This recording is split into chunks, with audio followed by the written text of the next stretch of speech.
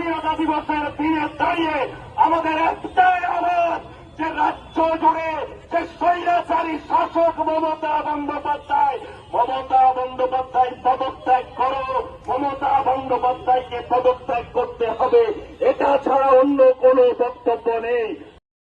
আমাদের বক্তব্য ছিল স্পষ্ট।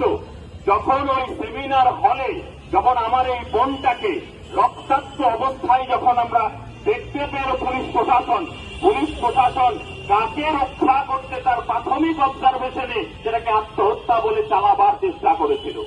কেন পুলিশ প্রশাসন পরিবারের লোককে আত্মহত্যা বলে চালাবার চেষ্টা করেছিল?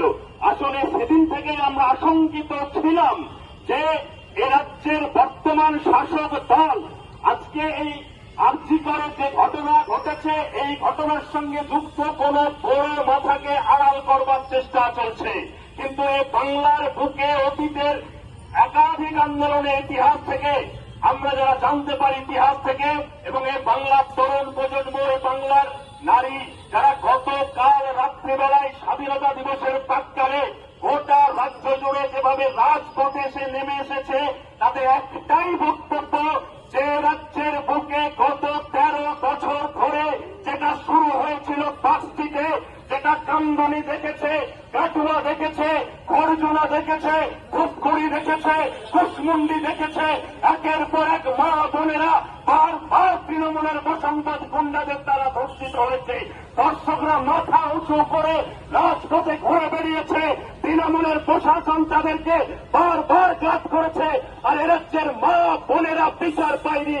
আমরা বলতে চাই, আমার যে বোনটিকে ওই আরজিকর হাসপাতালে নৃশংসভাবে ধর্ষণ করে খুন করা হলো, তাদের সঙ্গে যারা যেভাবে বড় মাথা যুক্ত আছে, সেই মাথায় ছাতা ধরে আছে নবান্ন আর কালীঘাটে বসে থাকা মমতা বন্দ্যোপাধ্যায়।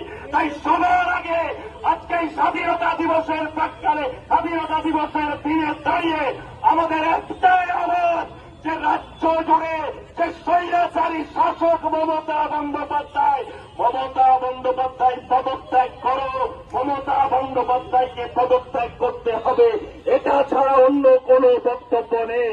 আমাদের দল আরএসপি ঘোষণা করেছে আগামীকাল গোটা রাজ্য জুড়ে প্রতিবাদ দিবস হবে। প্রতিবাদ দিবসকে জনগণকে সঙ্গে নিয়ে সেই প্রতিবাদ দিবসকে ধর্মঘটে, সর্বাত্মক ধর্মঘটে পরিণত হবে। গোটা রাজ্য জুড়ে এই যে নারকীয় ঘটনা আরজিকরে ঘটেছে, যার জন্য আমাদের মা বোনেরা যেভাবে গতকাল রাস্তায় নেমে জানান দিয়েছে যে বাংলা নিজের মেয়েকে চাই বলে স্লোগান দিয়ে যারা ক্ষমতায় এসেছিল, সেই বাংলা আজকে প্রতিদিন নিজের মা বোনেরা, নিজের বাংলার নিজের মেয়েরা প্রতিদিন ধর্ষিত হচ্ছে, প্রতিদিন লাঞ্ছিত হচ্ছে।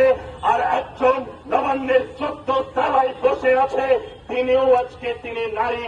তাই নারীর শোষণে, নারীর শাসনে আজকে বাংলার নারীরা প্রতিদিন শোষিত, প্রতিদিন লাঞ্ছিত, প্রতিদিন ধর্ষিত হচ্ছে।